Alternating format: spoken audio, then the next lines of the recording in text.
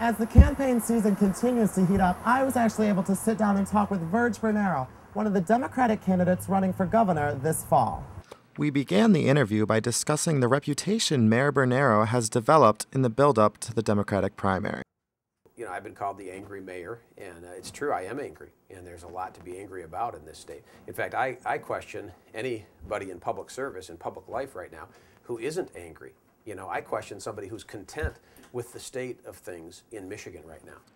The candidate went on to defend his title of angriest mayor in America, as given to him by CNN, by explaining the nickname was a result of the economic climate in Michigan. People are hurting.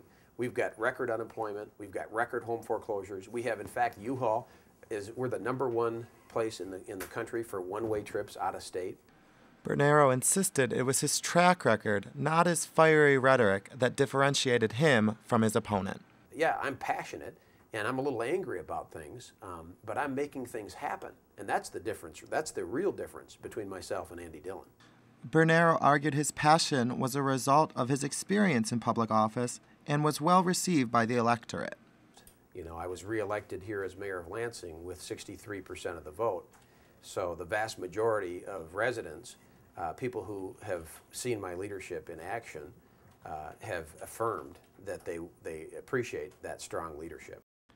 Bernero also refuted critics by claiming his experience as mayor does translate to the governor's office. Mayor types have done pretty well. In fact, I would say that running a medium-sized city in this country today, in the year 2010, in this time, is one of the toughest jobs in America. Despite admitted differences in scale and deficit amounts, Bernero believed his 5 balanced budgets were proof of his ability to improve the state's economic situation. The experience, the hands-on experience of actually grappling with the budget and dealing with those issues is more apropos at that comparison than for many legislators.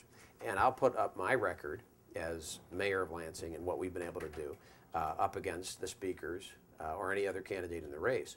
While discussing the budget, candidate Bernero commented on the ironic cancellation of the Michigan Promise Scholarship and his plans to bring it back and fully restore it.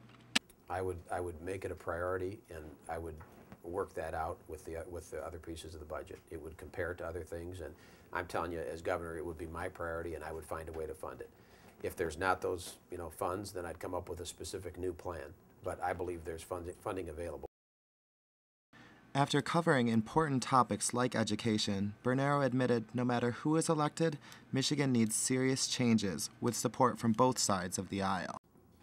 Environment, education, our economic future, investing in manufacturing.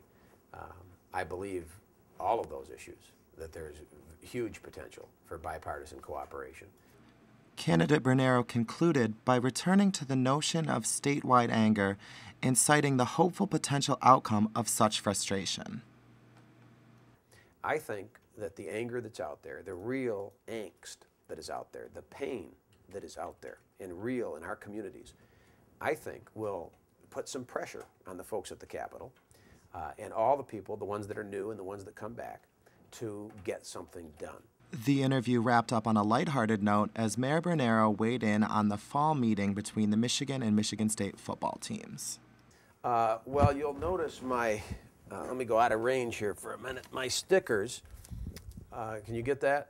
My stickers are... Very conveniently color-coded. Yeah, well, they're green and blue. They're green now. We used to just be green and white, but my daughter just graduated from U of M, Kelly, and so she prevailed upon me to get some blue in there. As the fall race for governor continues to heat up, be sure to turn to WOLV-TV for the latest news and updates. Reporting from Lansing for WOLV-TV, I'm Dan Ingram.